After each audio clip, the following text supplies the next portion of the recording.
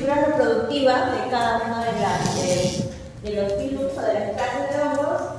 O sea, qué tipo de hongo es, si es un hongo de levadura, es un moho, es una seta, algunos ejemplos. Y era básicamente lo que nos habíamos quedado.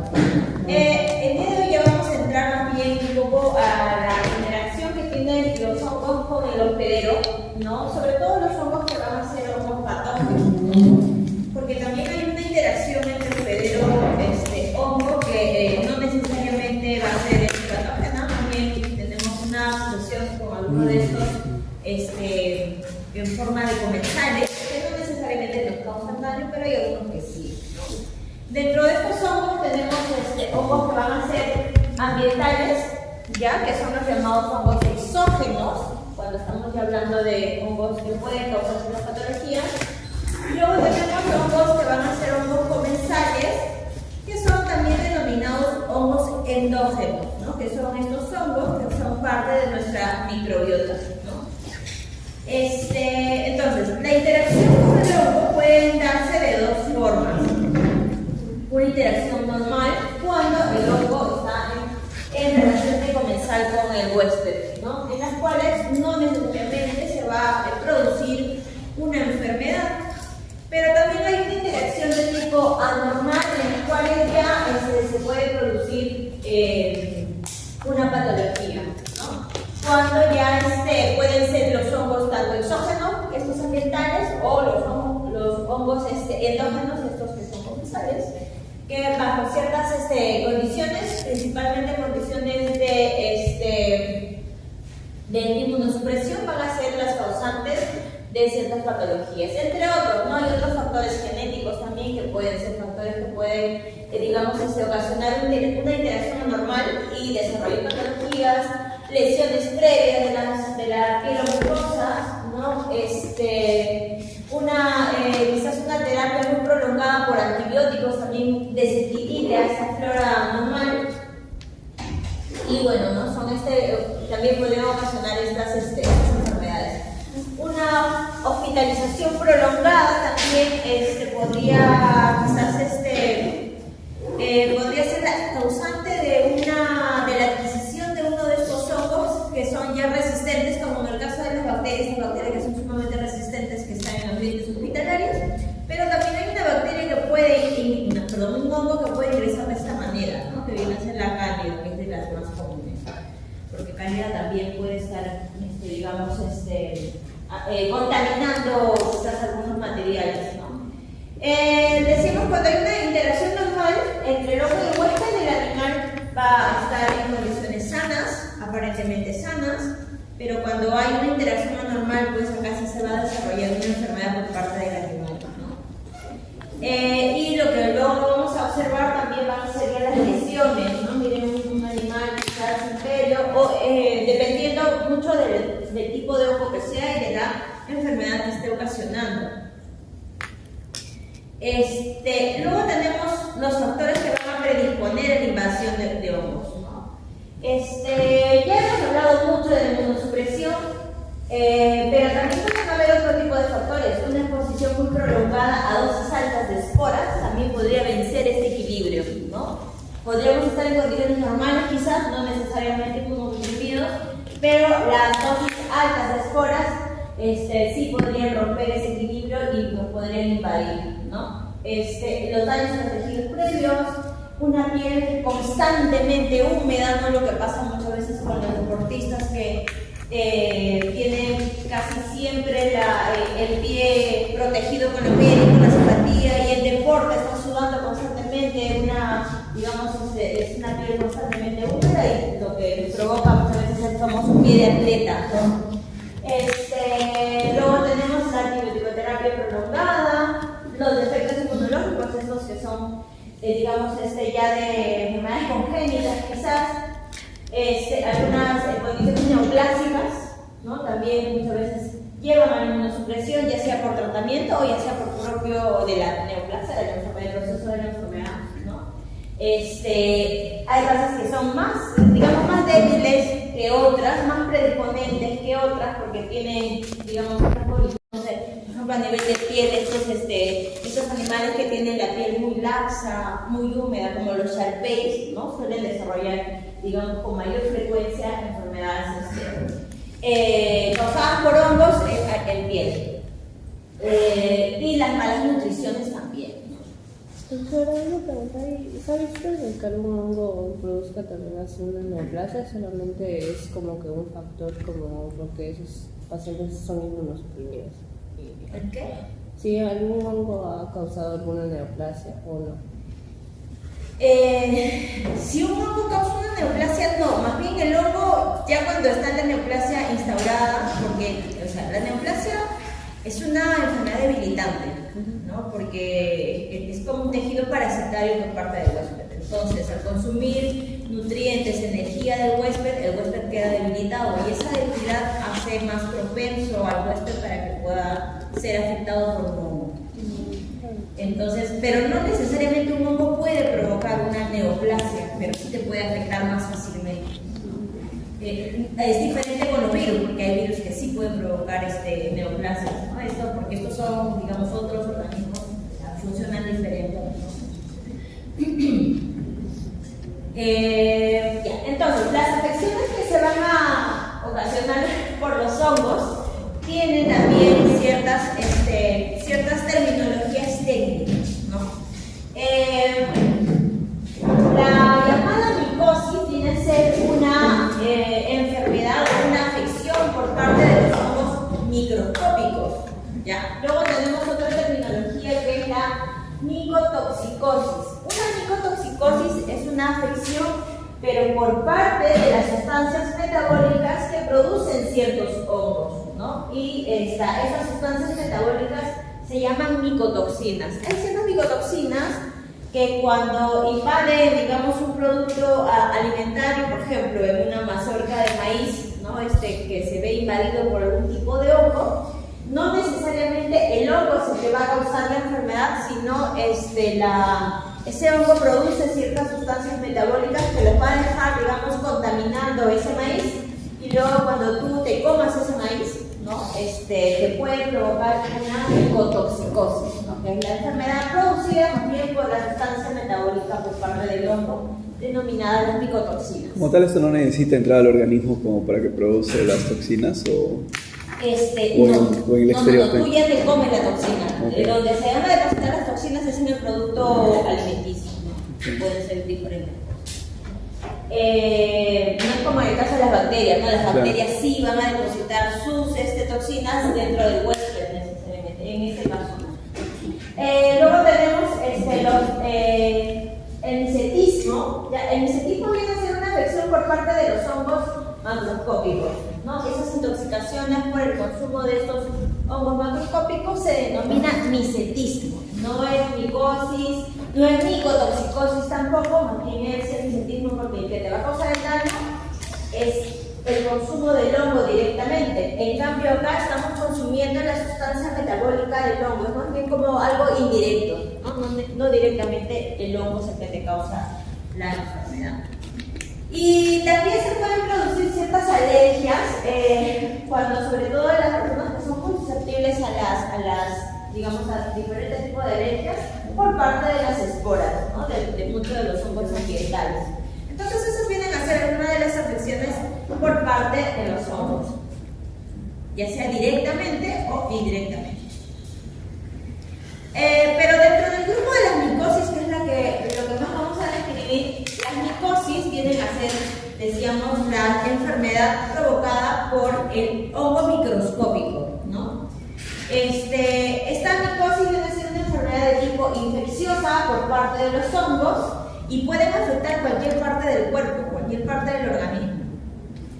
Dentro de estos hongos tenemos algunos que van a ser agentes exógenos, decíamos estos hongos ambientales, ¿no? Que no necesariamente conviven con nosotros, pero si nos llega a nosotros nos puede causar daño. Estos van a ser los denominados agentes exógenos u hongos exógenos.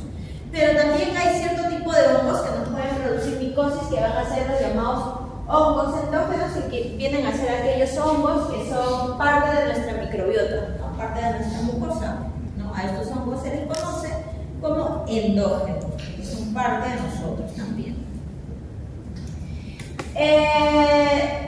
La mayoría de los hongos no necesitan parasitar a otros organismos para que puedan sobrevivir, ¿no? Porque disponen de diferentes nichos ecológicos y estos se alimentan principalmente de material orgánico compuesto por componentes nitrogenados como los excrementos o cualquier resto animal. Cuando se encuentran en la naturaleza, se denomina que están en su fase saprofítica, ¿no? Porque están, digamos, saprofitando todo el material orgánico en esa fuente del medio ambiente, ¿ya?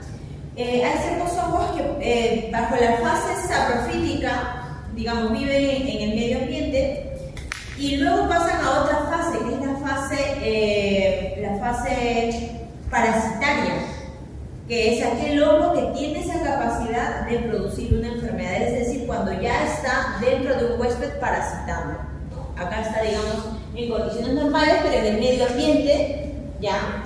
Y ya cuando afecta a un organismo vivo, causándole las enfermedades, se le considera la fase parasitaria.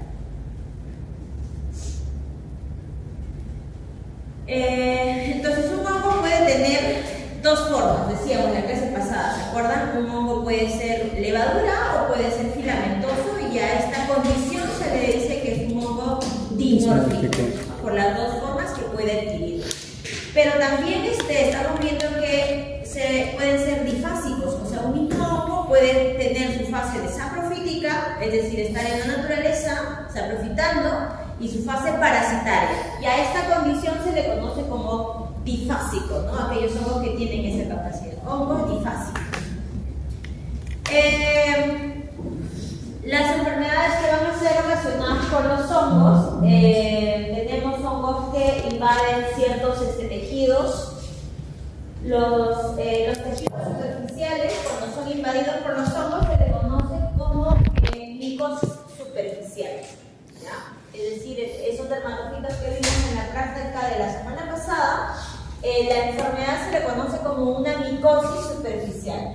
Pero hay ciertos hongos que invaden un poquito más allá de la piel, un poquito más allá de la epidermis. Más bien ya invaden la parte de la dermis y el subcutáneo, ¿no? Que es, digamos, la capa un poquito más profunda de este epitelio. Y a esa enfermedad se le conoce como la micosis subcutánea, ¿no? Ese tipo de micosis. Y luego tenemos otro tipo de micosis que van a ser las micosis sistémicas, o también pueden ser denominadas micosis profundas, es decir, que ya van a ser micosis que pueden afectar, no la veo por la luz, que pueden afectar tanto órganos internos o se puede diseminar en diferentes órganos por vía sanguínea y se puede volver sistémico, ¿no? Entonces tenemos tres tipos de micosis según las lesiones provocadas, según el lugar donde provoca la lesión, ¿no? Las micosis superficiales en epidermis o mucosas, las micosis subcutáneas que ya afectan el tejido subcutáneo y tenemos las micosis sistémicas cuando ya pueden afectar órganos entre diferentes órganos, encéfalo, estómago, hígado, no sé, vaso, huesos, ¿no? Todo eso puede afectar como imagínense. Ok. Los tres tipos de ejemplos de algunos, ahora sí, nombres de enfermedades causantes de las micosis, ¿no? En el caso de las micosis superficiales, por ejemplo, tenemos a las famosas dermatofitosis que vimos en la parte práctica, ¿no? Pero tenemos que también las candidiasis pueden provocar micosis superficiales, es decir, pueden provocar quizás daños a nivel de la superficie de la piel o mucosa, que es, digamos, lo más frecuente en el caso de candidiasis, ¿ya? Pero candidiasis no solo puede hacer micosis superficial, también puede hacer micosis sistémica, es decir, que puede invadir aún un poquito más allá los tejidos, ¿no? Luego tenemos a las micosis subcutáneas. Dentro de las micosis subcutáneas tenemos, por ejemplo, la rinosporidiosis, que viene a ser un tipo de micosis que ya afecta el tejido conjuntivo por un hongo en particular. La esporotricosis, que vamos a ver el día de hoy, porque en el caso de la esporotricosis puede afectar, por ejemplo, a las mascotas, ¿ya? Tenemos la cromomicosis, y micetomas, ¿no? Que son algunos tipos de micosis de tipo subcutáneo. En el caso de las micosis sistémicas, que pueden afectar órganos o demás, tenemos la isoplasmosis, la toxobiomicosis, criptococosis, aspergilosis, ¿no? Ya conocemos al hongo aspergillus, ya sabemos quién es el agente que puede provocar una aspergilosis. Igual en la candidiasis, pero en este caso es candidiasis sistémica, ¿no? Diferente a esta candidiasis superficial. ¿Qué más tenemos por aquí? Ya bueno, vienen a hacer uno de los tejidos que pueden afectar, que bueno, ¿no? Ya lo sabemos, ¿no? Las superficiales que afectan la zona del epidermis y el cabello, uñas, decíamos en el caso de los animales puede afectar las pezuñas, cascos en alguno de ellos, garras o los cuernos. Mucosas también, ¿no? Las mucosas más superficiales como la mucosa de la boca, no sé, la mucosa del aparato reproductor. En el caso del subcutáneo, más bien ya viene a ser la dermis y subcutáneo, ¿no? La capa más profunda de la piel. Y en el caso de los profundos, pues los órganos, ¿no? Diferentes órganos.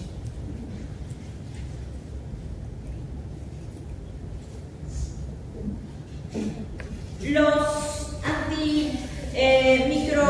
microbianos que pueden atacar a estos microorganismos se denominan antifúngicos, ¿no? Pero los antifúngicos actúan principalmente en esa pared celular que tiene el hongo, ¿no? Es su principal, digamos, punto o blanco de acción. Lo que hacen es tratar de inhibir la síntesis del ergosterol, que es parte del componente que está sobre su membrana citoplasmática, y también actúan sobre la síntesis de quitina sobre esta pared celular. Sabemos que la quitina es uno de los componentes de esta pared celular propia del hongo, ¿no? Una característica del hongo. Generalmente un tratamiento por antifúngicos debería siempre hacerse chequeos funcionales tanto del riñón como del hígado. ¿Por qué? Porque estos fármacos suelen ser muy hepatotóxicos o muy nefrotóxicos, ¿no? Cuando incluso te mandan, digamos, algún tratamiento por algún antifúngico, no te mandan como en el caso de los antibacterianos que son por 3 días o por 7 días, ¿no?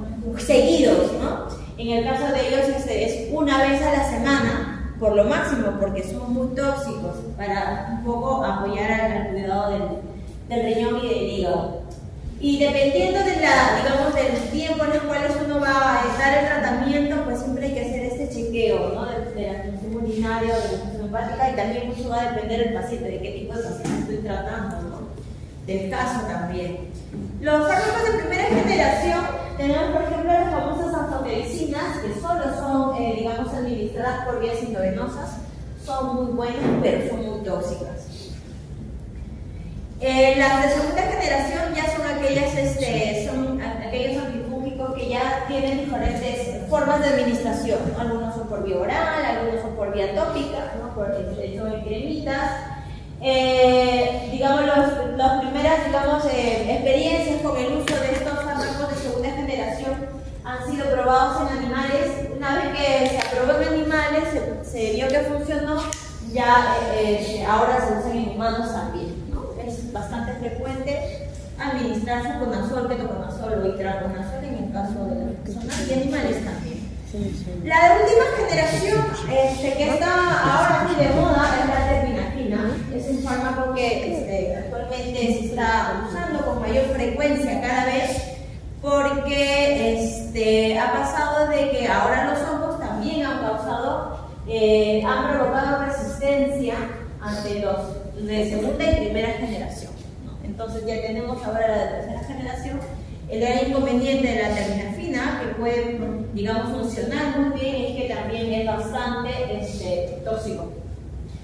Y bueno, ¿no? Con eso hay que tener mucho cuidado. Ahora, en el caso de la terbinafina, siempre cuando son, digamos, casos de micosis superficiales, ¿no? De preferencia, lo primero que se tiene que hacer es de forma tópica, ¿no? Para evitar que viaje por toda vía sanguínea. Si ya no se logra por vía tópica, la otra opción es por vía oral. Pero ya eso es cuando es muy, muy fuerte que es la micosis, ¿no? Buscando acá también dice que inhibe la síntesis del escualeno. ¿Qué es el escualeno? El escualeno debe ser algún componente de la pared, seguramente. Pero no me acuerdo qué es un escualeno. Yo tengo en la mente el escualeno un animal. Sí, Sí, el escualeno no es un animal, no es un equinodermo. Y a lo mejor estaba cansado, lo escribí mal. Bueno, por ahí busqué que es el escualeno. Debe ser algún componente que tiene la pared de este hongo, ¿no? Con razón. Decía. Y luego tenemos otro que también es bastante conocido, que es el cotrimazol. Es parte de la primera generación, también es un antifúngico bastante suave, se usa generalmente de forma tópica, pero no sé si ya en muchos de los casos también ya causó resistencia. Seguramente han de haber más, porque estos son solo ejemplos, ¿ya? El de primera, segunda y tercera generación. Ya, bueno, cómo funcionan cada uno, y eso lo van a saber mucho mejor cuando lleguen a farmacología, donde ya es ese curso en los cuales van a tener que saber su forma de acción, los inconvenientes y todo lo que refiere a las dosis y esas cosas.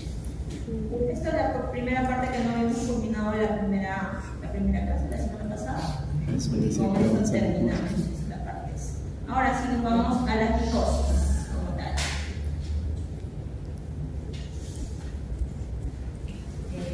Ok, ahora el día de hoy vamos a hablar sobre las micosis. Ahora sí. El tema que nos corresponde hoy es básicamente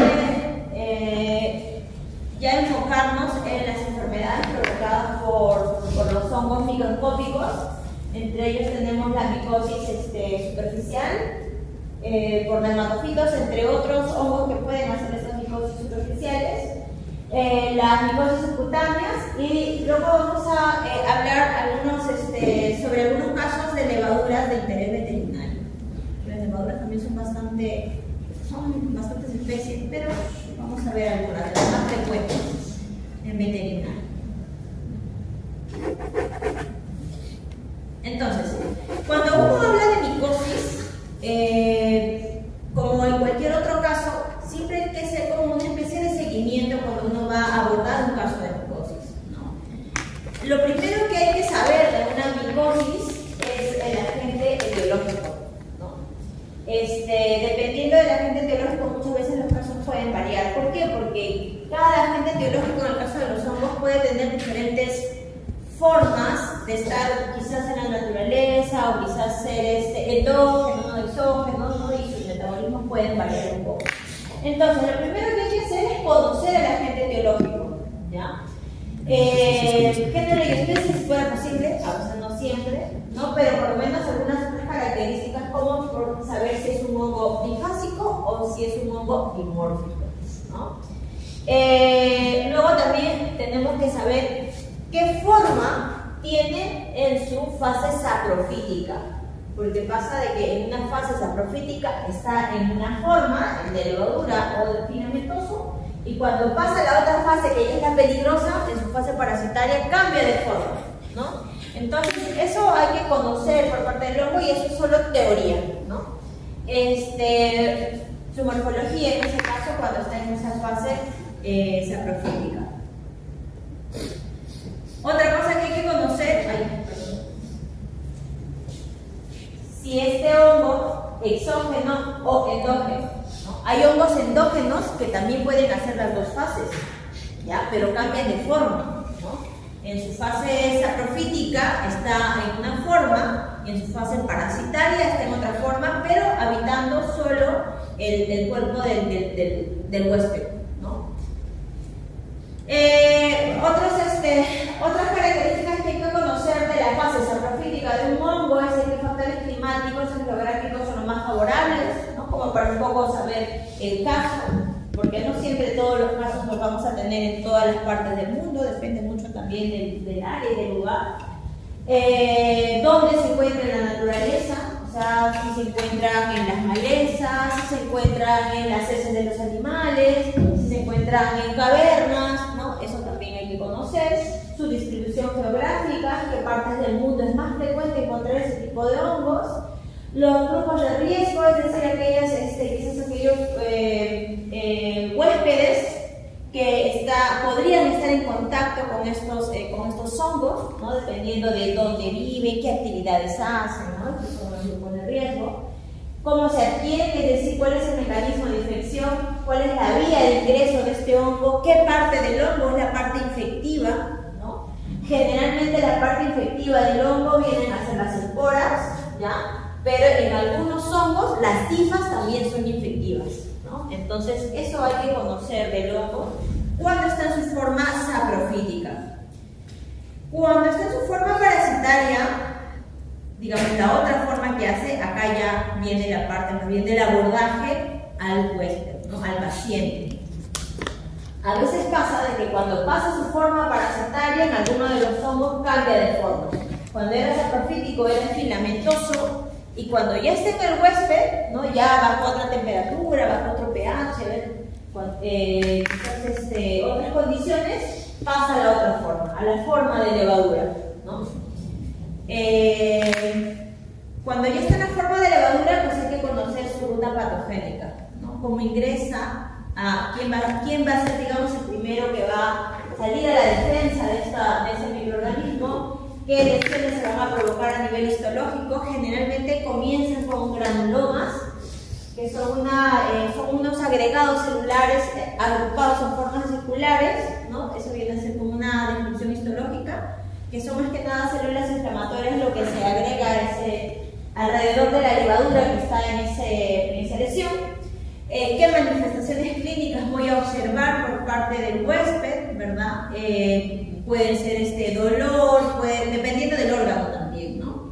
Generalmente cuando es muy superficial, por ejemplo en mucosas mucosas sobre todo es muy doloroso, esas placas que se forman por parte de los agregados celulares suele ser doloroso por inflamación. Sería, o sea, cuando menciona ahí granuloma, ¿podría estar también referido a granulomas que es un fruto que le da en patos? Es parecido. O sea, cuando me refiero al granuloma me refiero más a no necesariamente el eosinofílico, que ya es por parte de un tipo de célula específica, ¿no? Que son los eosinófilos, pero sí es parecida a la lesión. O sea, pueden ser también otras células las que van a estar, digamos, formando ese granuloma. Es como un hinchazón, entonces eso. Es como un proceso inflamatorio, pero que llega, digamos, a bordear a la gente, que en este caso viene a ser la levadura, y se va a formar ese agregado celular en forma circular, por eso le llaman granuloma, ¿no? A esa característica le llaman granuloma. Ahora, se llama granuloma porque está dentro del tejido, ¿no? Y son agregados celulares. Es como una descripción de tipo histológica. ¿Ya? No necesariamente es una neoplasia, porque por ahí tiene la confusión por una neoplasia, porque sí hay neoplasias que tienen este nombre, ¿no? En este caso más bien es por la lesión de la inflamación, ¿ya? A nivel del tejido. Y en la parte del diagnóstico, el diagnóstico puede ser desde la observación general, ¿no? Desde el caso cuando yo estoy sospechando de dónde viene este paciente, ¿no? Dónde ha estado este paciente, en contacto con qué ha estado este paciente, las características de las lesiones. Y lo principal, en el caso de hongos, digamos, el diagnóstico más preciso es el cultivo micológico, ¿no? Digamos, el cultivo micológico viene a ser el método estándar de oro para el diagnóstico de hongos. Ahora, podemos hacerle un PCR, pero siempre el PCR también se compara con la parte del cultivo microbiológico. Bueno, vamos a ver algunos hongos de importancia médica. Sobre todo nos vamos a enfocar ahora a los hongos superficiales. Ya decíamos, la micosis superficial viene a ser una enfermedad causada por cualquier hongo, pero que va a dañar principalmente la parte de la piel y sus anexos, ¿no? Entre ellos, el grupo de los hongos denominados dermatofitos son los principales causantes de una micosis superficial. Y la dermatofitosis es una enfermedad enfermedad que es, digamos, de los más importantes en el caso de hongos en las mascotas, ¿ya? Es lo más frecuente. Pero también pueden haber los otros tipos de micosis, ¿no? Las subcutáneas, oportunistas, profundas, sistémicas, pero nosotros nos vamos a enfocar básicamente en esta presentación en las superficiales, ¿ya? Que pueden causarnos, decíamos, daños a nivel de la piel, a nivel del pelo, a nivel de la uña, ¿no? Las micosis superficiales generalmente afectan los tejidos queratinizados, que es, digamos, lo que va a utilizar el hongo para que pueda sobrevivir o obtener su fuente de nitrógeno, ¿no? A partir de este material. Y es por eso que este es el lugar de predilección para la afección de estos hongos, ¿no? La forma infectiva es siempre por contacto directo con la forma infectiva del hongo, ¿no? Que sería con su espora, con su hifa. No son enfermedades muy graves, puesto que son superficiales, no es necesariamente un órgano vital el que afecta, ¿no? Pero también están asociados, digamos, a países en los cuales las temperaturas y las condiciones climáticas son apropiadas, como una temperatura cálida, la humedad alta, también muchas veces la luz. La escasa luz en una región hace que pueda provocar mayor casos de micosis, ¿no? Y se acuerdan, les decía la clase pasada que tenemos mayor número de casos de dermatofitosis en Lima en épocas de invierno, porque en invierno llueve, no somos un país muy frío y aparte la temperatura corporal del animal hace que tenga una temperatura cálida. Y además recuerden que en invierno ni siquiera hay luz, ¿no? O sea, la luz es poca, es baja, ¿no? Entonces todo eso también es propicio para que uno pueda desarrollarse bien, sobre todo los dermatofitos, ¿no? Afecta tanto a los animales silvestres, domésticos, o sea, tiene una gran variedad de huéspedes, ¿no? Y también los humanos podemos ser huéspedes de estos hongos superficiales. Pero los dermatofitos no son los únicos, ¿ya? Vamos a ver también otro tipo de hongos que pueden provocar micosis superficiales, ¿no? Dependiendo de la localización exacta del daño, incluso se hace una clasificación de las micosis. Tenemos, por ejemplo, ciertos hongos que van a hacer daño a nivel de la porción extrafolicular del pelo, es decir, en la fase del nacimiento del pelo, pueden, digamos, comenzar ahí a hacer daño a nivel del pelo, ¿ya? Como la lesión se llama piedra negra o piedra blanca, porque hace daño a nivel del pelo, en el pelo exactamente, ¿no? O en el nacimiento del pelo. Luego tenemos otro tipo de lesiones, ya más bien a nivel de la capa córnea de la piel, ¿no? Quizás provocando una escasa reacción inflamatoria. Tenemos, por ejemplo, una lesión que se llama la pitiriasis versicolor. Estos son el nombre de las lesiones, ¿ya? La pitiriasis versicolor o la tiña nigra palmaris, que viene a ser el nombre de la lesión. Ahora, en el caso de las tiñas, generalmente el término tiña se usa más en medicina humana. ¿Por qué? Porque el caso de las tiñas va a depender del lugar donde se está provocando esa lesión. La tiña nigra palmaris que dice acá es una tiña que se provoca a nivel de la pata, de las manos, ¿no? En el caso de los dermatofitos que ya hacen quizás una inflamación un poco más fuerte, decíamos la inflamación a veces de los dermatofitos no necesariamente es por parte del hongo, sino es por los restos metabólicos que deja este hongo y a veces se asocian con otro tipo de infecciones secundarias, ¿no? Con las bacterianas, y eso hace que la respuesta inflamatoria aumente. Y estos dermatofitos, en el caso de medicina humana, por ejemplo, dependiendo de dónde se ve la lesión, se puede denominar tiña capitis, esas tiñas que están en la cabeza, ¿no? La tiña corporis en el tronco, en el cuerpo del huésped, la tiña pedis en el pie, la tiña cruris en la zona inguinal y también la zona ungueal, que es la base de la uña, ¿no? Y luego también tenemos a la cándida, la candidiasis superficial, ¿no? Que es uno de las enfermedades de micosis superficiales que pueden causar reacciones inflamatorias. Acá sí es provocada necesariamente por la cándida la reacción inflamatoria. satisfactorio. Las lesiones por candidiasis suelen ser muy dolorosas. Profesora, cuando se refiere a tiña, es más que todo por la coloración, por la lesión que se... No, cuando nos referimos a tiña nos estamos refiriendo a una dermatofitosis, o sea, es decir, una micosis superficial causada por algún tipo de dermatofito. A esa lesión se le denomina tiña.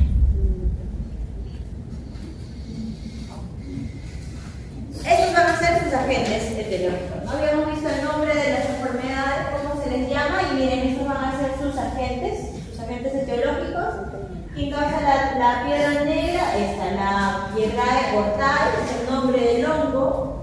La piedra blanca, es decir, estas lesiones blancas a nivel del pelo, la Trichosporum beigeli.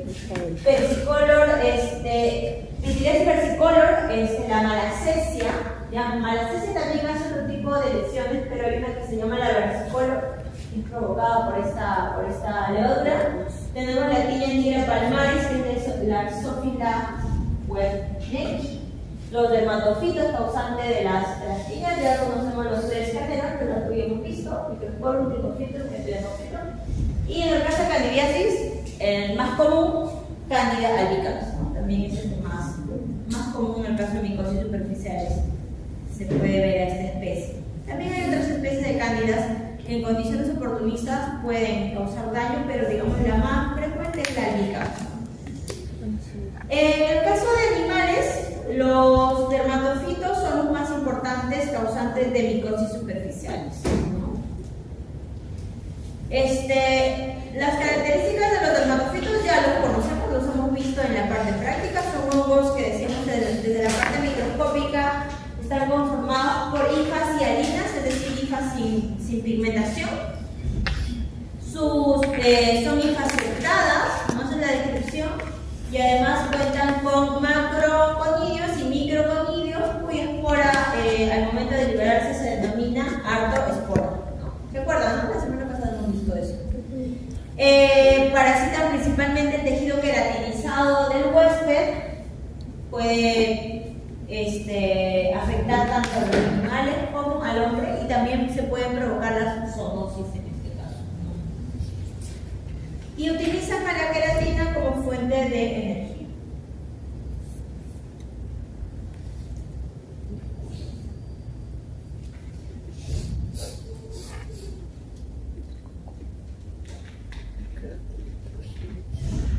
La lesión que provoca esta infección es la famosa hiperkeratosis, que es una respuesta natural por parte de la dermis, y lo que provoca es esta producción exagerada de la queratina, y lo que se observa en la lesión es esa descamación por parte de la hiperkeratosis, ¿no? Esa piel descamada, ¿no?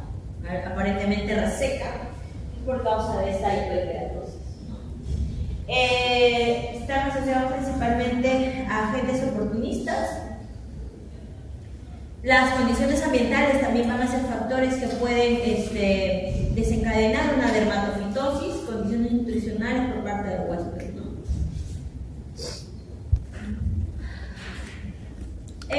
Los dermatofitos también van a tener esta posibilidad de poder crecer fácilmente bajo ciertas condiciones, como acá decía, exigentes nutricionales. Son muy exigentes nutricionalmente, pero hay que recordar que el cuerpo de un animal lo que más tiene es piel. Entonces fácilmente puede afectar estos lugares, ¿no? A pesar de ser exigentes nutricionales. Entonces, van a ser como de los primeros agentes que pueden afectar cuando hay una micosis superficial. Ingresan fácilmente al cuerpo. Una alta frecuencia, también les decía, ¿no? Una alta frecuencia del contacto con estos hongos puede provocar el inicio de la infección.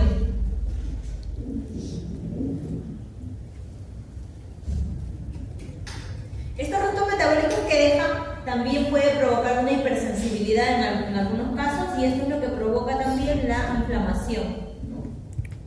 El periodo de incubación tiene entre 7 a 30 días días, eso es dependiente mucho del huésped, ¿ya? La parte de la patogénesis lo vimos en práctica, ¿no? Desde el inicio que ingresa la artrospora al tejido queratínico, ¿verdad? Hay un periodo de iniciación, hay un periodo de incubación, de penetración y luego de invasión, ¿no? Las condiciones ambientales también son condiciones que pueden predisponer a la presentación de casos. Las estaciones del año, decimos, en nuestras condiciones en época de invierno, ¿no? En otras latitudes quizás son otras estaciones que van a ser las más frecuentes. Las especies animales también pueden ser, digamos, los más sensibles, van a ser las mascotas, los animales menores, perros, gatos, pero también en la ganadería, sobre todo en animales jóvenes. No está acá la edad, ¿no? Pero la edad también es un factor que predispone la aparición de los dermatofitos. Generalmente animales jóvenes o animales muy adultos son los que son más sensibles. La densidad animal también, ¿no? Lugares donde hay mucha densidad animal, con poca ventilación, puede ingresar fácilmente un hongo entre estos dermatofitos. Esto también ya lo vimos la clase pasada.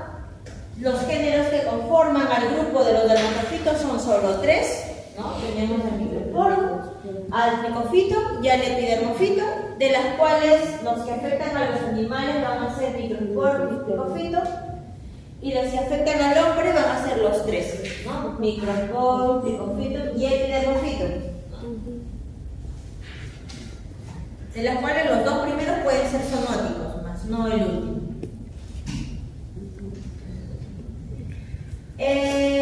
Más de sus características generales de estos hongos. Se le dice que son hongos queratinolíticos, ¿no? Porque utilizan la queratina.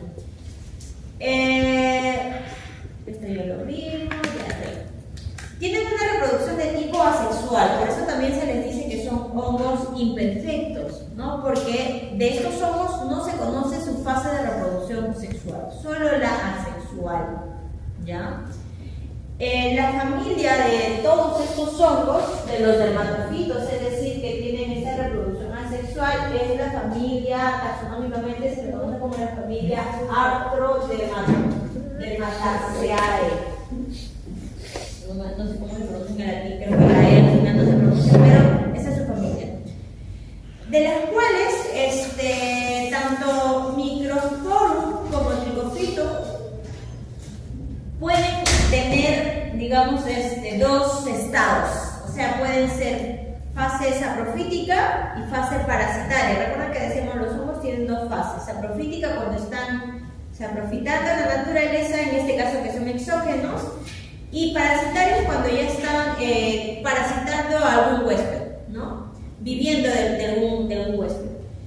Cuando están en su fase saprofítica, es decir, en el medio ambiente, también se le dice que es su estado perfecto, ¿ya? Están en el medio ambiente, están en el estado perfecto, o la fase saprofítica. Cuando están en esta fase saprofítica, en su estado perfecto, recibe el nombre del género de Arthroderma. Y cuando ya están en su fase parasitaria, reciben el nombre de estas 2 especies, de estos géneros. Pueden ser Microsporum o pueden ser Tricofito.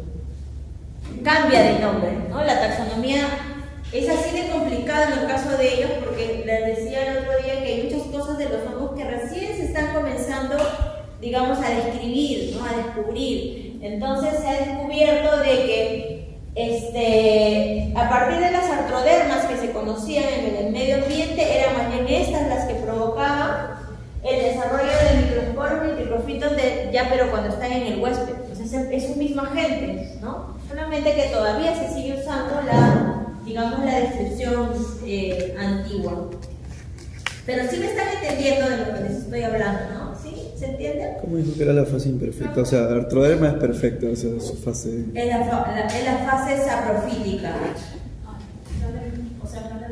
Ajá, o sea, cuando está en el medio ambiente, en su estado perfecto, que es la fase saprofítica, el género recibe el nombre de Arthroderma, ¿ya?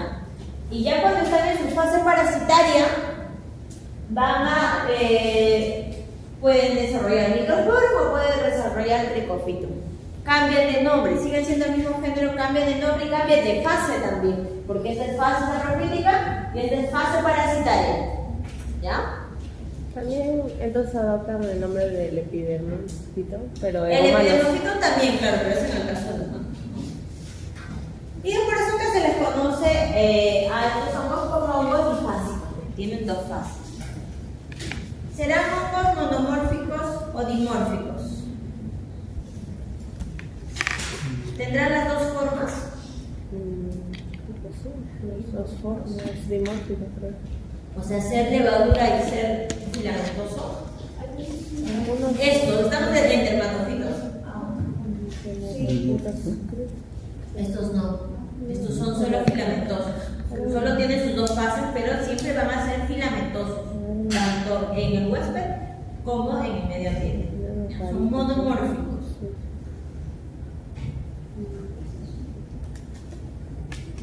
Acá tenemos una lista, por ejemplo, de especies zoonóticas halladas en animales. Miren, Microsporum canis es el más frecuente. También hay otro que es el Microsporum gypsum, que es otro de los más frecuentes en humanos. Y otro frecuente en humanos es el Tricofitum metaglophytes. Si leen esta lista, hay algunos que dicen es más un complejo. ¿No? ¿Por qué se le llama complejo? Porque en el estado perfecto se les ha encontrado hasta dos especies diferentes, pero todos en Arthroderma. Arthroderma gypsum o Arthroderma incurvatum han desarrollado un Microsporum gypsum. ¿Ya? Por eso se le llama complejo, no es todo complejo. Hay otros que son solamente una sola fase saprofítica, una sola especie en su fase saprofítica. El Tricofitum metaglophytes también tiene su complejo, ¿no? Dos especies diferentes, ¿no? En el estado perfecto. Son complejos los hongos, ¿no? Son raros, unas cosas raras. Luego tenemos que hay algunos, por ejemplo, como el Tricosporum simi, es uno de los que afecta a los humanos también. No solo a los humanos, pero se ha encontrado también en humanos. Y tenemos el otro que es el Tricofitum verrucoso. No, el verrucoso también lo hemos visto que afecta generalmente al ganado. Ya conociendo esto de los hongos, de los dermatofitos, ¿se acuerdan que en la práctica habíamos dicho que los dermatofitos estaban clasificados en tres grupos según dónde habitan, ¿no? Según su nicho ecológico. Algunos son zoofílicos porque tienen como nicho ecológico a los animales. Fílicos. Otros son geofílicos porque tienen el nicho ecológico el medio ambiente. Y otros son antropofílicos que tienen como nicho ecológico al hombre básicamente, ¿no? Esa es una clasificación según el nicho ecológico. Pero la clasificación taxonómica dice de que solo tenemos tres géneros. Desde el punto de vista parasitario, claro. Tenemos al epidermofito, al microsporum y al tricofitum, ¿ya? Y digamos, de la lista de especies del microsporum son estas las reportadas hasta el momento de esta publicación, que no me acuerdo en qué año, si no dice. Y estos son los tricofitum, ¿ya? Los tricofitum son un poquito más variables, que no son muchos, ¿no? Pueden haber más. ¿Tenemos que memorizar?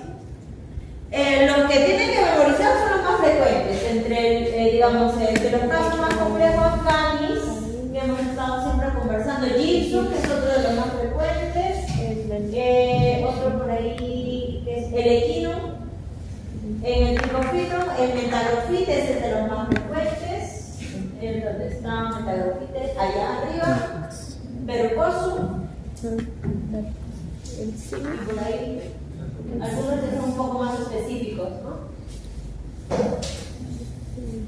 Los ejemplos están en el otro PPT de práctica, hay algunos ejemplos, nada más, no todos. Sí. Allá está la clasificación según su etiología, ¿no? Según el nicho ecológico. Ahí está tu bonito. Que lo vimos la semana pasada. Ya aprendí todo. Estos hongos están distribuidos a nivel mundial. ¿Ya? Generalmente, como les decía, están asociados a lugares donde las condiciones ambientales son cálidas, ¿no? Miren, tenemos por ejemplo en la zona de nuestro país, Sudamérica no es nuestro país, pero casi todo Sudamérica, el mayor número de reportados en Prolucanis y el Mentagrophytes, pero digamos las latitudes es casi todo el planeta, todo el mundo con las diferentes especies. Pero, como les decía al inicio, no son enfermedades muy graves. De hecho, solo el 2% de las enfermedades dermatológicas, todas las dermatológicas que existen, entre alergias, bacterianas, quizás congénitas, etc., solo el 2% es provocada por los dermatofitos, ¿no? O sea, su prevalencia es poca, ¿ya? Pero sí, los dermatofitos tienen una prevalencia mundial en micosis canina de 4 a 10% de los casos. O sea, hablando de las micosis, ¿no? Solo de las enfermedades provocadas por hongos.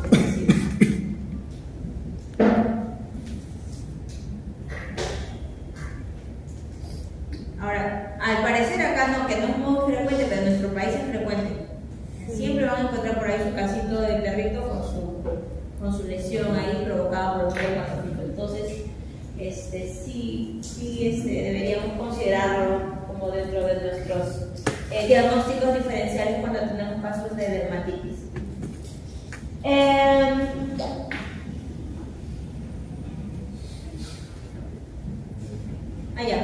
Para estos hongos tienen como algunos factores enzimáticos que van a ayudar a la degradación de las proteínas, ¿no? Que son básicamente sus enzimas las que ayudan a esa degradación para poder pues ingresar a la piel, ¿no? Entre ellos teníamos las queratinasas, tenemos también otras enzimas que son enzimas adhesinas para poder, digamos, iniciar con el proceso de introducción a la piel, adherirse a esa piel y luego iniciar con la patogénesis hasta llegar a la invasión de los tejidos, ¿no?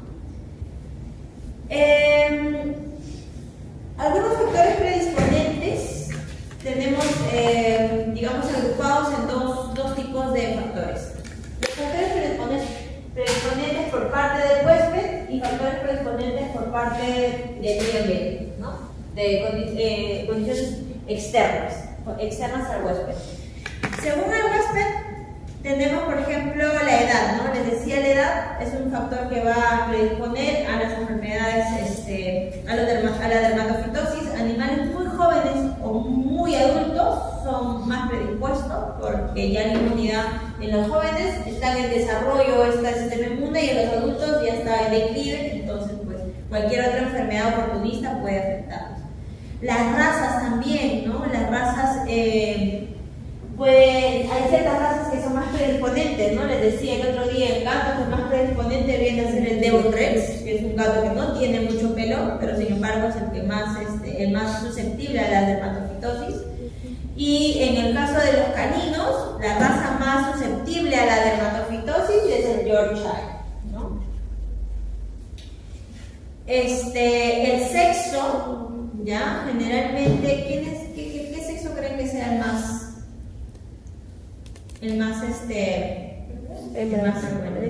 por la candidiasis albicans. Hembra, ¿por qué creo que es la candidiasis? Bueno, creo que es porque esa es parte de la flor. Pero no estamos en candidiasis, estamos en dermatofitosis. Pero bueno, creo que hembra. ¿Sí? ¿Seguro? ¿Las hembras? ¿Seguro? ¿Quiénes son los más susceptibles cuando hay?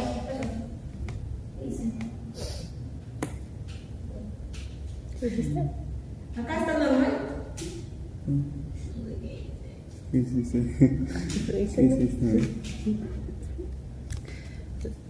Telepatía. En un sueño. Ahí está.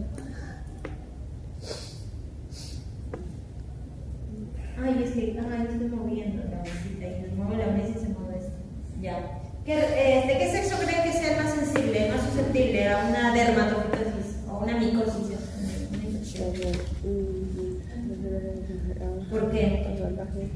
¿Ustedes creen que las hembras son las más susceptibles? ¿Por qué? ¿Por qué? ¿Quién es de luz? Por no sería por el tema de la gestación, que los recursos, por así llamarlo, se dedican a la... Pero ese es un estado fisiológico, no la gestación. No, fisiología no. Estamos hablando de sexo. Generalmente para muchas enfermedades infecciosas los machos son más susceptibles. ¿Sí?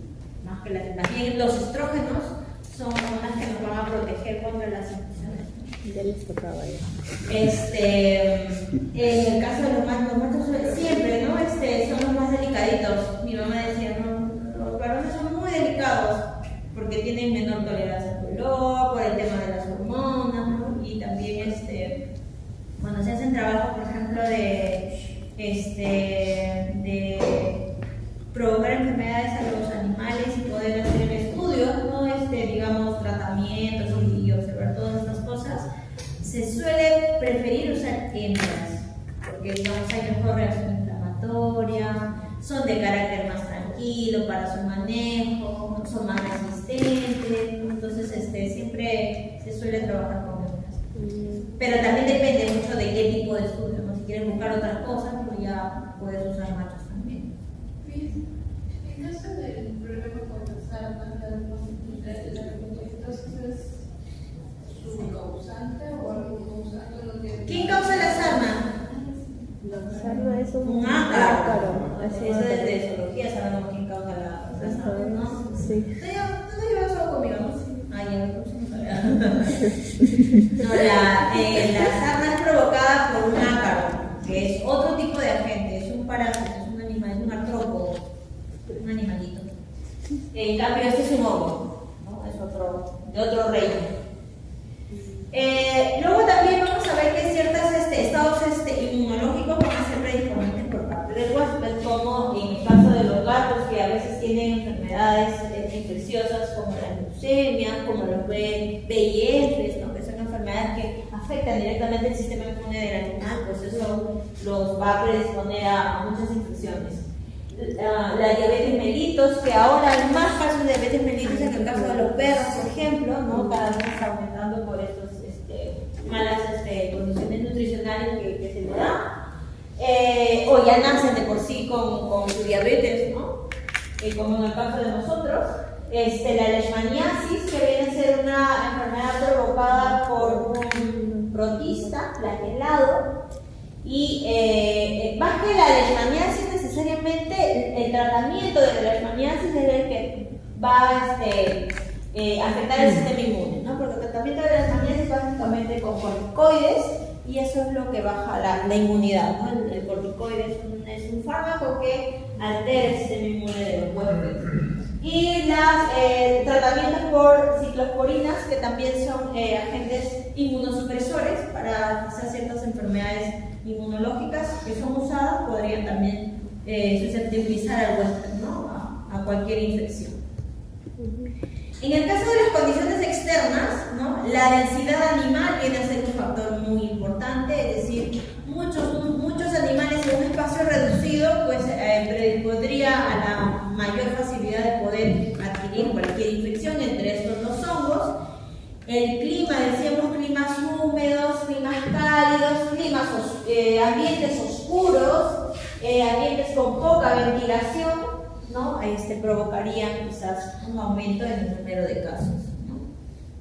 Las condiciones higiénicas mal llegadas, pues también son parte de los factores que pueden predisponer a la aparición de muchas infecciones, entre estas las dermatofitosis, ¿no?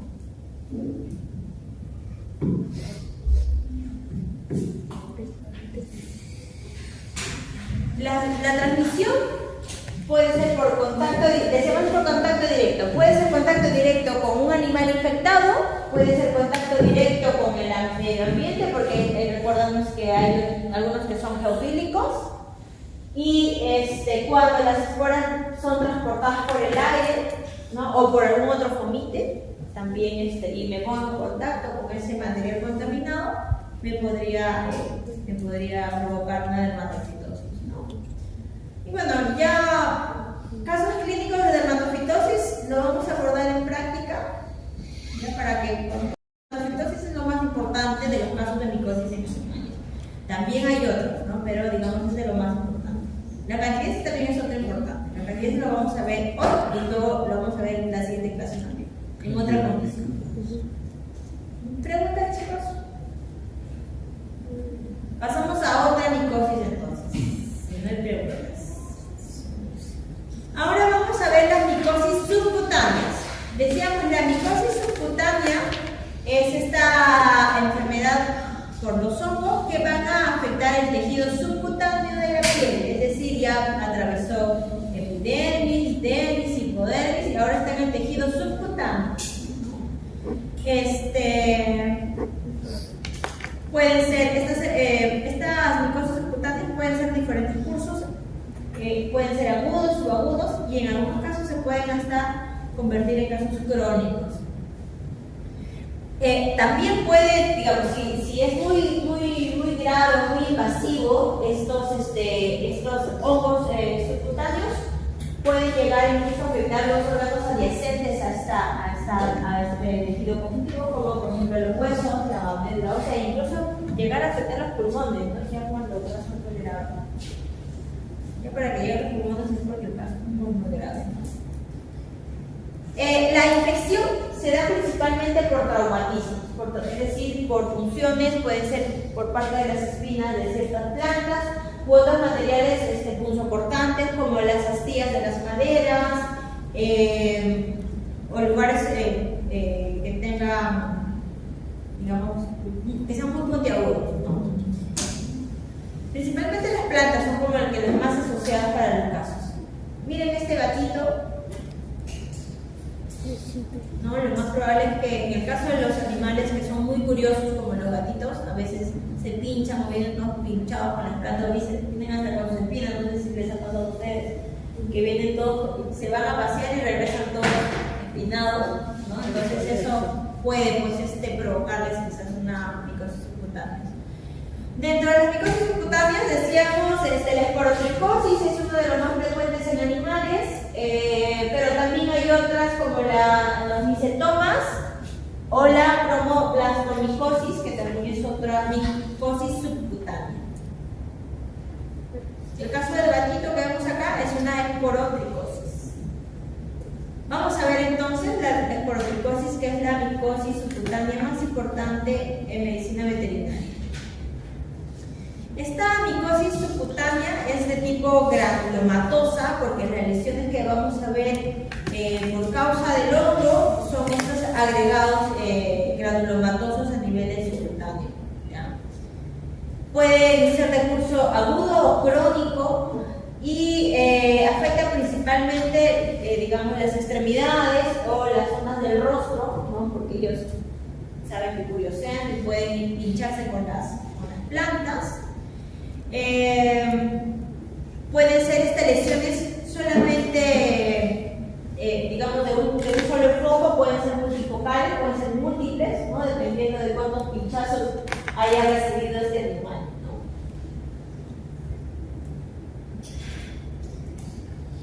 El que provoca, o el agente etiológico de la esporotricosis se llama Sporotris exchange, y ese es el nombre del hongo. ¿Ya? Ese es su género, Esporotrix, y la especie Sporotris exchange.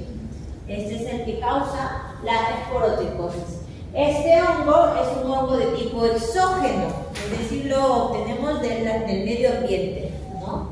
Es un hongo dimórfico porque puede tener las dos formas, forma filamentosa, y también puede tener su forma filamentosa muy bonito, y también tiene su forma de levadura. Es un hongo difásico porque tiene su fase saprofítica cuando está en el medio ambiente y tiene su fase parasitaria cuando ya está en el huésped, cuando ya está en el gatito, ¿no?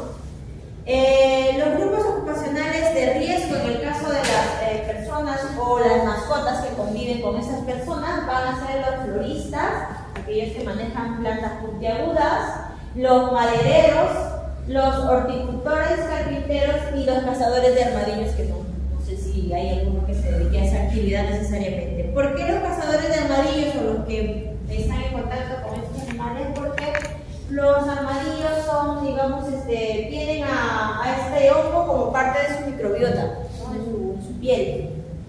Entonces, los nidos o directamente el armadillo podría ser como un factor también, ¿no? Que podría provocar una esporotricosis.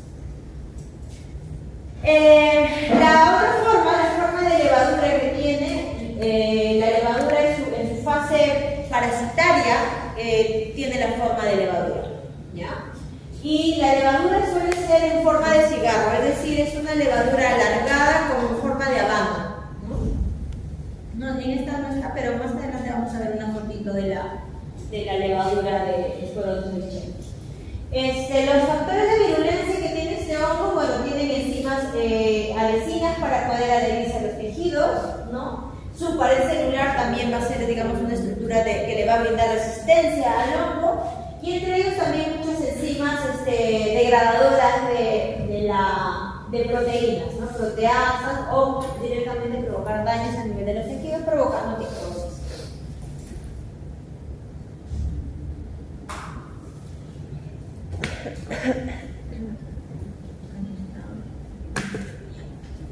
Entonces, miren, decíamos, este hongo tiene las dos formas y tiene las dos fases.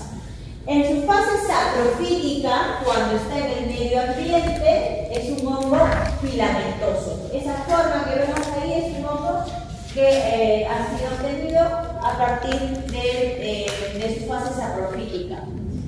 Y en su fase parasitaria, es decir, cuando ya a partir de un traumatismo, ¿no? Se haya, digamos, pegado la porción infectiva al huésped, se provocaría la otra forma, que es la forma de levadura en su fase parasitaria. Y lo que va a provocar en este caso son estos agregados celulares llamados granulomas, ¿no? Y lo que vamos a ver en estos granulomas sobre todo lo vamos a ver cuando hagamos, digamos, cortes histológicos, ¿no? No es que yo lo voy a ver, lo que yo voy a ver es digamos, en forma macroscópica es la lesión así nodular, inflamatoria por la herida que estoy observando. Entonces yo hago por ahí mi biopsia, y en la biopsia lo que me van a salir son estos agregados celulares, que son células inflamatorias alrededor de la levadura. La levadura tiene forma de vaca, no se ve acá exactamente como tal, y comienzan como a hacer una especie de líneas alrededor de esta levadura, y le dan como una especie de estrella, y a esa lesión lo describen como un cuerpo asteroide. Esto que ven en medio, como esa forma estrellada que tiene, ya digamos es una característica patoneumónica que provoca esporosis de Schenck en un corte histológico, ¿no? Esto que vemos acá, esas estructuras alargadas son las levaduras, ¿ya? Esto más bien viene, ha sido una punción y se extrajo y se le ha hecho su tinción de grano, y lo que estamos viendo ahí sí son las levaduras, ¿no? Miren, para el diagnóstico se puede hacer el diagnóstico a partir de las biopsias con tinciones histológicas, ¿no? Con hematoxilina, con PAS o con Glaucol. Y también podemos hacer un examen directo, es decir, yo puedo hacer agarro mi lámina y pongo directamente sobre la lesión una impronta. Entonces agarro la lámina, pongo sobre la lesión y le puedo poner KOH. Y en el KOH lo que me va a desarrollar es solo el cuerpo asteroide, ¿no? Entonces podemos hacer también un examen directo cuando no tenemos toda la facilidad de poder hacer un corte, una biopsia y eso, ¿no? Porque para eso a veces hay que hacer ciertos cortecitos en la piel. Y también las tinciones, que a veces no todas las condiciones vamos a tener la capacidad de poder hacer todas esas tinciones, ¿no? Pero algo muy fácil que se puede hacer digamos, en la parte clínica es hacer el examen directo, ¿no? Con una impronta y el KOH, que eso sí es fácil de obtener. Ahora, si yo quiero hacer un cultivo microbiológico, podemos tomar la muestra a partir de esta lesión por hisopado,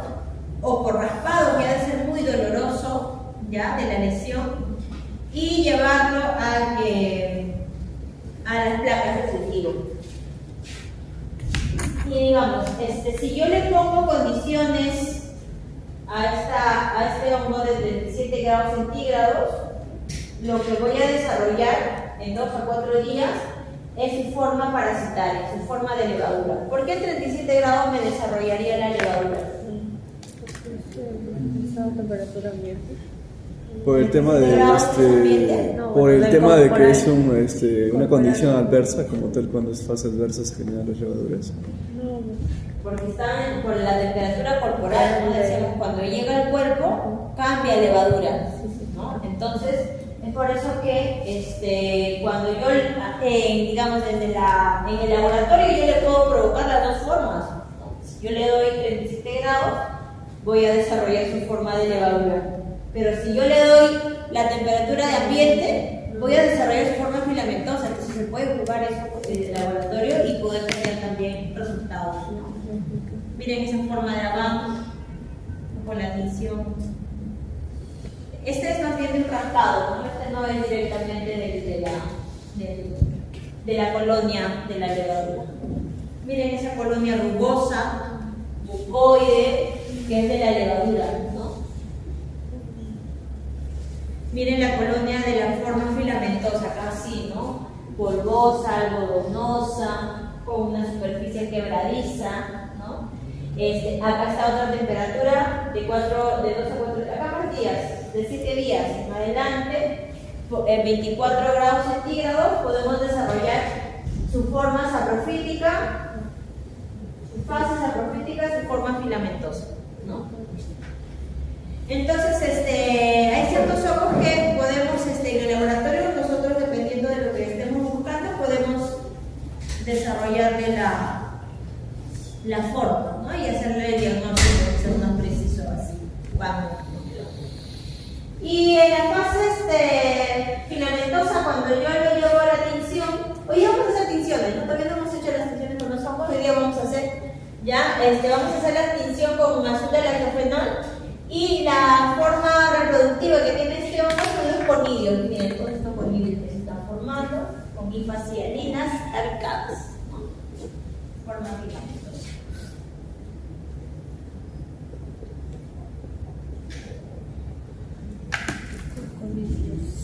Ya. Pasamos ahora a algunas levaduras de interés médico. La levadura más importante en la parte médica es, adivinen quién, Cándida. Es la de las levaduras.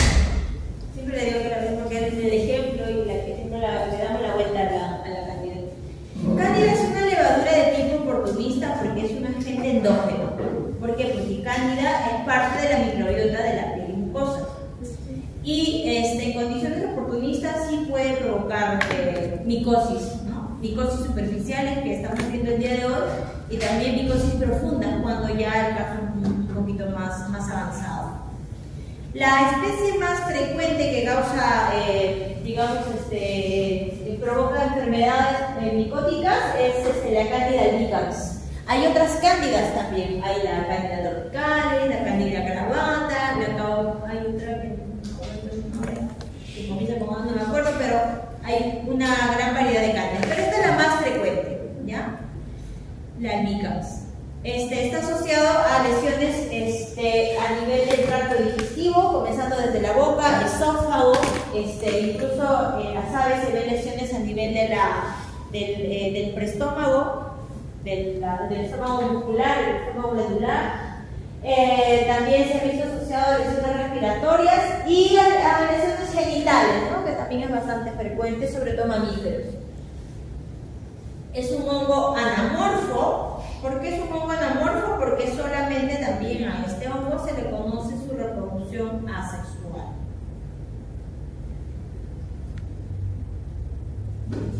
En cuanto a su forma reproductiva, tiene como forma reproductiva, decimos la blastospora, ¿no? que es una forma que se desarrolla por gemación, ¿ya?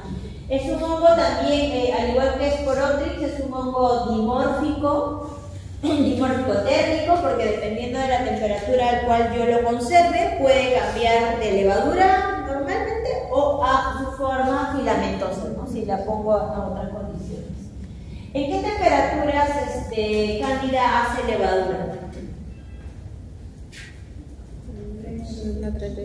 En 37 grados, ¿no? Cuando está en condiciones, digamos, normales. Si cambian estas condiciones, le doy menos temperatura ambiental, ¿no? Sí podría desarrollar su forma filamentosa. Cándida tiene una pared celular muy resistente, como otros tipos de hongos también. Tienen enzimas degradadoras de tejidos como proteasas, tienen lipasas también. Y tienen también grupos serológicos, es decir, también se les pueden reaccionar ante el sistema inmune, ¿no? Son de los pocos hongos que reaccionan ante el sistema inmune. Si hay una especie de producción de anticuerpos contra estas cándidas. No todos los hongos serológicos son uno de ellos. Son organismos aeróbicos obligatorios. Pueden crecer en diferentes medios de cultivo y dependiendo, decíamos, de la temperatura, voy a desarrollar la forma de levadura o puedo desarrollar su forma filamentosa, ¿no? No hacen fermentación,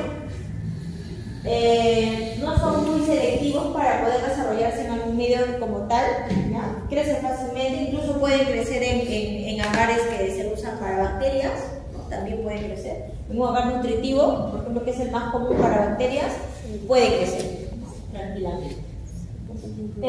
Los reservorios más comunes son los animales de sangre caliente, aves y mamíferos, ¿no? Donde los vamos a encontrar habitando normalmente en el tracto gastrointestinal y también en el tracto genital.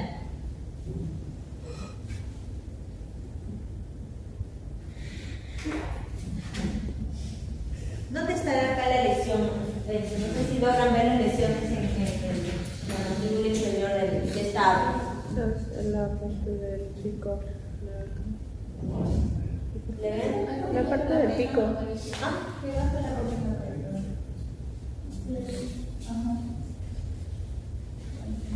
La lesión está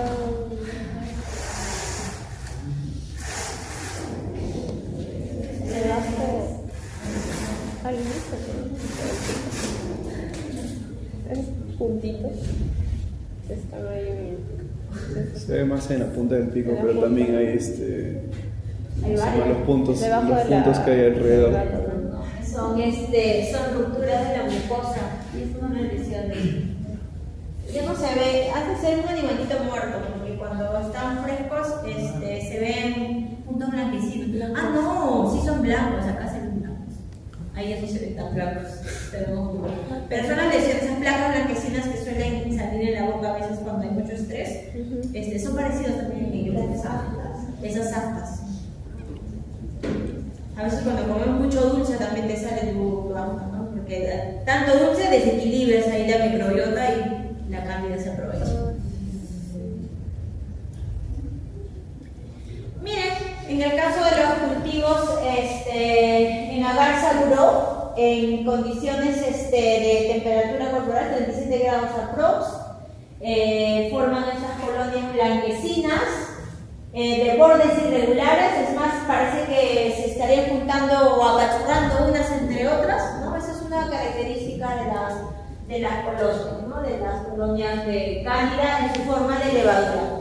En el caso de cándida, la levadura, es decir, esta forma de levadura, es en su fase saprofítica, a diferencia de Sporotrix, ¿no? Decimos en Sporotrix, la fase saprofítica es la forma de filamentosa, ¿no?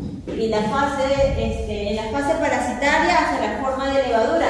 En cambio, en cándida no es así, porque cándida es parte de tu microbiota. O sea, cuando está normalmente sanita, saprofitando de tu piel, está en su forma de levadura. Cuando se vuelve parasitaria, cuando se vuelve mala, ¿ya? Comienza a hacer la forma filamentosa. Y también puede que les un agar sangre. En agar sangre también a veces se les suele cultivar o aislar porque hacen colores muy blancos, ¿no? Característicos, hacen contraste tan, digamos, tan bonito que las colonias suelen crecer así de blancos.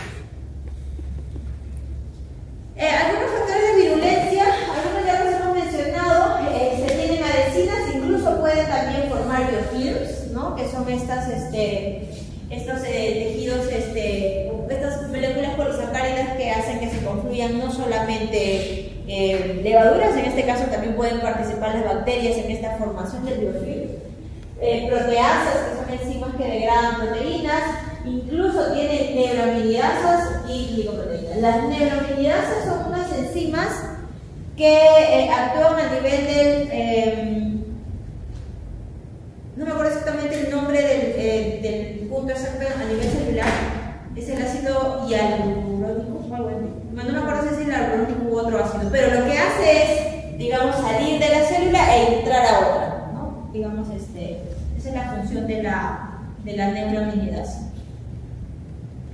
No me acuerdo el ácido salicílico, ¿no? A nivel del ácido salicílico. Hialurónico, parecido.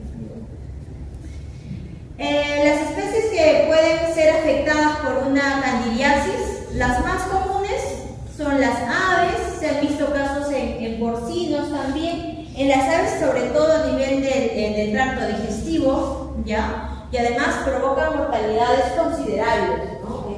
Es de alta mortalidad una candidiasis en crianza de aves. En porcinos se ha visto también a nivel del tracto digestivo con estas lesiones ulcerativas. En equinos, sobre todo en potros, ¿no? En animales jóvenes, lesiones a nivel del tracto digestivo y en adultos también. En bovinos incluso puede provocar mastitis, una candidiasis, ¿no? En bovinos también se han visto casos de enfermedades respiratorias, neumonías provocadas por cándidas. Y en los caninos y felinos también, ¿no?